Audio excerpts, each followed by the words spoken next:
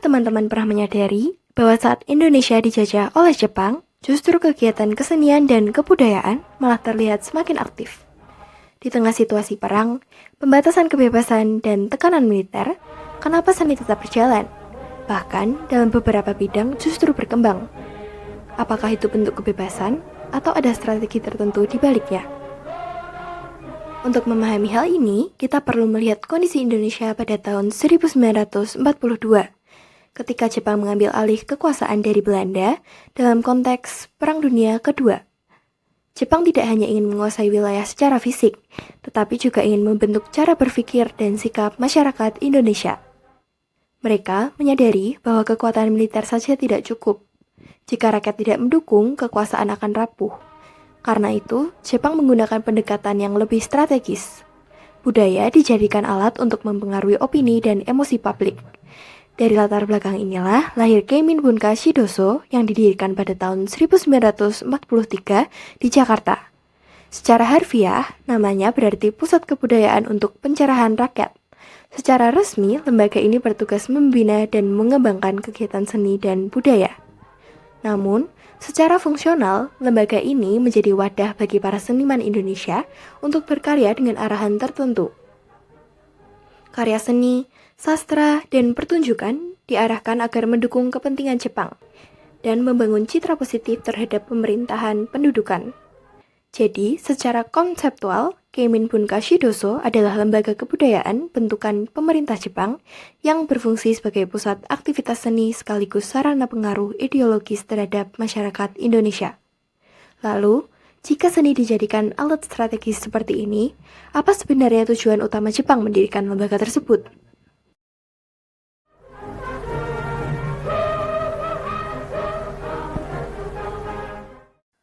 Lembaga ini bukan sekedar lembaga kreatif biasa.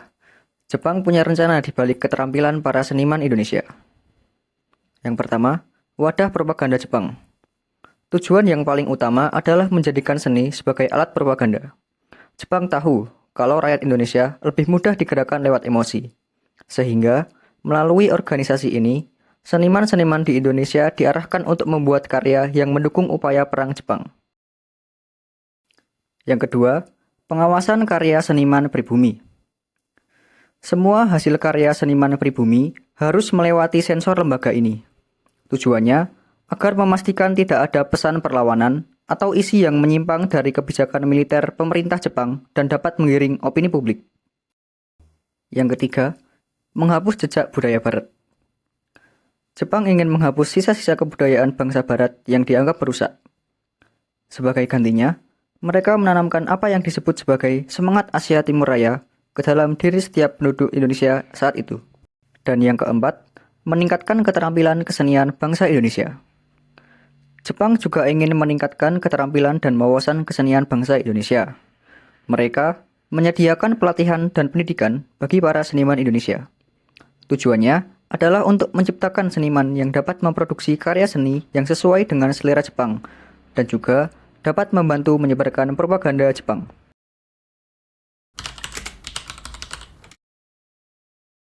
Pendudukan Jepang di Indonesia dimulai pada tahun 1942 setelah Belanda menyerah dalam Perang Dunia II. Pada masa awal pendudukan, Jepang masih fokus menguasai wilayah dan menata pemerintahan. Banyak organisasi peninggalan Belanda dibubarkan, dan sistem pemerintahan mulai diubah. Setelah situasi mulai stabil, Jepang mulai menggunakan pendekatan lain untuk mempengaruhi masyarakat, yaitu melalui kebudayaan. Karena itu, pada 1 April 1943 didirikan Keimin Bunka Shidoso di Jakarta sebagai pusat kegiatan seni dan budaya. Sejak saat itu, berbagai kegiatan seperti sastra, teater, musik, dan seni rupa mulai diarahkan melalui lembaga tersebut. Keimin Bunka Shidoso aktif menjalankan kegiatan hingga tahun 1945, yaitu sampai berakhirnya pendudukan Jepang di Indonesia. Pada Agustus 1945, Jepang menyerah kepada sekutu dan tidak lama setelah itu, Indonesia memproklamasikan kemerdekaan melalui Proklamasi Kemerdekaan Indonesia. Dengan berakhirnya kekuasaan Jepang, lembaga itu juga otomatis berhenti beroperasi. Selanjutnya, untuk memahami siapa yang terlibat, kita harus mulai dari pertanyaan paling sederhana. Siapa yang membentuk lembaga ini? Keimin Bunkasidoso didirikan oleh pemerintah pendudukan Jepang. Lembaga ini berada di bawah Seidenbu, bagian dari Kementerian Peperangan Jepang yang khususnya menangani propaganda. Sehingga sejak awal kelahirannya bukan murni untuk seni, tapi ada kepentingan politik dan perang di baliknya. Selanjutnya, siapa saja tokoh Jepang yang terlibat? Jepang mendatangkan seniman dari negerinya untuk membina sekaligus mengawasi. Ada komposer Ida Nobuo, seniman grafis Kono Takashi, pelukis Kurata Bunjin dan Hinatsu Eitaro, kartunis Yakoyama Ryuichi, karikaturis Saseo, serta Koiso Ryohi, Hajime Ito, dan Yoshioka sebagai guru dan pengarah. Mereka bukan sekedar pembina, mereka adalah pengawas agar kesenian sesuai dengan kepentingan Jepang. Selanjutnya, siapa saja tokoh Indonesia yang terlibat? Di jajaran pengurus, Agus Jaja dipercaya sebagai Ketua Bidang Seni Rupa. Beliau adalah pendiri Persagi, organisasi seni lukis pertama di Indonesia. Di bidang film dan drama, ketuanya adalah Usmar Ismail, atau yang dikenal sebagai Bapak Perfilman Indonesia. Di bidang sastra, ada Achmin Pane, sastrawan angkatan Pujangga Baru. Dan di bidang seni tari dan musik, ketuanya adalah Ibu Sud, pencipta lagu-lagu anak legendaris seperti Tanah Airku dan Berkibarlah Benderaku. Anggotanya, di seni rupa ada Sidodarso Sudjojono, Avandi, Basuki Abdullah, Emilia Sunaso, Barli Sasmita Winoto, Hindra Gunawan, Kartono Yudokusumo, Henggantung, Duloh, dan Oto Jaja. Hampir semua nama besar berkumpul di sini. Keimin Bunkasidoso benar-benar menjadi titik kumpul seniman Indonesia di masanya. Lalu, siapa yang terdampak dari lembaga ini? Ada dua sisi.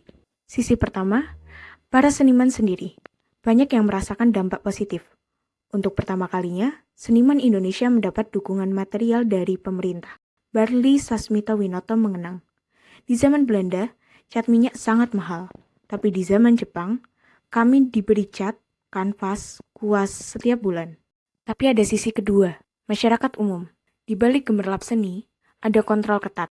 Kebebasan berekspresi dibatasi, dan karya harus jalan semangat Asia Timur Raya. Keimin Bunkasidoso didirikan pada tanggal 1 April 1943 di Jakarta. Pada masa pendudukan Jepang, Jakarta menjadi pusat pemerintahan militer Jepang yang dikenal sebagai Kunsei Kanbu. Karena itulah, kota ini dipilih sebagai lokasi utama lembaga kebudayaan tersebut, agar pemerintah Jepang dapat mengawasi secara langsung kegiatan para seniman, sastrawan, dan intelektual Indonesia. Dengan menempatkan lembaga ini di pusat administrasi pemerintahan, Jepang dapat memastikan bahwa setiap kegiatan seni yang berlangsung tetap berada di bawah pengawasan militer. Hal ini penting bagi Jepang karena mereka ingin agar karya seni yang dihasilkan dapat mendukung propaganda dan kepentingan perang mereka. Walaupun kantor pusatnya berada di Jakarta, pengaruh dan kegiatan lembaga ini terutama berkembang di wilayah Pulau Jawa. Kota-kota seperti Bandung, Yogyakarta, dan Surabaya menjadi tempat berkumpulnya banyak seniman, pelukis, dan intelektual yang kemudian terlibat dalam berbagai kegiatan kebudayaan yang diarahkan oleh lembaga tersebut. Dengan demikian, meskipun secara administratif berpusat di Jakarta, jaringan aktivitas Keimin Bunkasidoso memiliki pengaruh yang cukup luas, terutama di wilayah Jawa yang pada saat itu menjadi pusat kehidupan politik, pendidikan, dan kebudayaan di Indonesia. Sekarang kita bahas satu hal yang cukup menarik dalam sejarah pendudukan Jepang di Indonesia, yaitu bagaimana sebenarnya pelaksanakan organisasi Keimin Bunkasidoso. Pelaksanaannya dimulai dengan cara Jepang mengumpulkan para seniman Indonesia seperti pelukis, sastrawan, musisi, dan pemain teater. Mereka kemudian dimasukkan ke dalam beberapa bidang, seperti bidang seni rupa, sastra, musik, dan seni pertunjukan. Dengan adanya pembagian bidang ini, Jepang bisa mengatur produksi karya seni secara lebih terorganisir. Selanjutnya, organisasi ini sering mengadakan berbagai kegiatan budaya, seperti pameran lukisan, pertunjukan teater, konser musik, serta lomba karya sastra. Kegiatan-kegiatan ini dibuat menarik agar masyarakat datang dan menikmati pertunjukan seni. Namun, di balik kegiatan tersebut, terdapat pesan propaganda yang ingin disampaikan. Banyak karya yang dibuat pada masa itu mengangkat tema tentang semangat Asia Timur Raya, persatuan bangsa Asia, serta dukungan terhadap Jepang. Selain itu, Jepang juga melakukan pengawasan terhadap isi karya para seniman. Jika ada karya yang tidak sesuai dengan pesan propaganda, maka karya tersebut tidak akan dipublikasikan atau dipamerkan kepada masyarakat. Melalui cara inilah, Keimin Pungkasidoso menjalankan perannya. Seni dikumpulkan, diarahkan, lalu disebarkan kepada masyarakat sebagai media propaganda. Jadi selain menjadi pusat kegiatan budaya, organisasi ini juga menjadi salah satu strategi Jepang untuk memengaruhi masyarakat melalui seni dan kebudayaan.